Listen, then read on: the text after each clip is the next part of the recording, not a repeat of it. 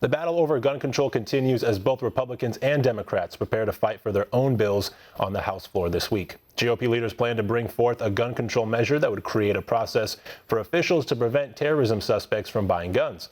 But on Capitol Hill today, House Democratic leader Nancy Pelosi rallied for stronger gun laws. The overwhelming majority of Americans want action to keep guns out of the hands of suspected terrorists and criminals. Real action, not a bill written by the gun lobby that they're going to try to bring up today. That will do nothing to keep our communities safe. The GOP-backed bill would allow law enforcement officials to delay a gun sale to a terrorism suspect for 3 days. This would allow the Justice Department time to make a case before a judge and prove the person should not buy a gun due to terrorism concerns. One America's Emily Miller was on Capitol Hill today and has this report. Gun control is always a hot issue in election years. House Speaker Paul Ryan said he's going to have a bill on the floor as early as this week to address terrorists and guns. And Democrats were out protesting that bill before it had even been written. House Democrats had a rally on Wednesday to push for a new law that would ban gun sales to anyone on the massive terrorism watch list.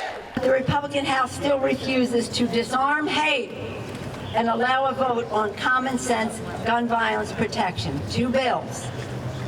No fly, no buy. Close the loopholes on gun on the background checks, like you said. Democrats said that the legislation Republicans are writing doesn't go far enough. It's endorsed by the NRA, and it would make America less safe, not more safe. Gun rights advocates say banning everyone on the terrorist watch list could violate the Second Amendment. The list is terribly flawed, and it doesn't mean that you're involved in any actual terrorism activity. The National Shooting Sports Foundation is the trade association for the firearms industry. We've seen many members of Congress have their names put on the list because of mistaken identity. And even Congressman John Lewis, who led the sit-in the other day, was on the no-fly list. And it's very difficult to get yourself off of that list. The FBI is already notified if someone on the terror watch list tries to buy a gun from a legal dealer. The issue are the innocent gun buyers. Some of the proposals that have been put forth by the Democrats put the burden on you, the law-abiding American, to prove you're not a terrorist. No one wants terrorists in America to have guns, but Republican proposals have due process, requiring the government to go to court to prove someone is involved in terrorist activity in order to stop a gun purchase.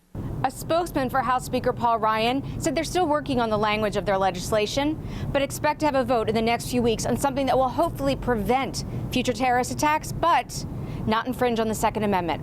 Emily Miller, One America News, Washington.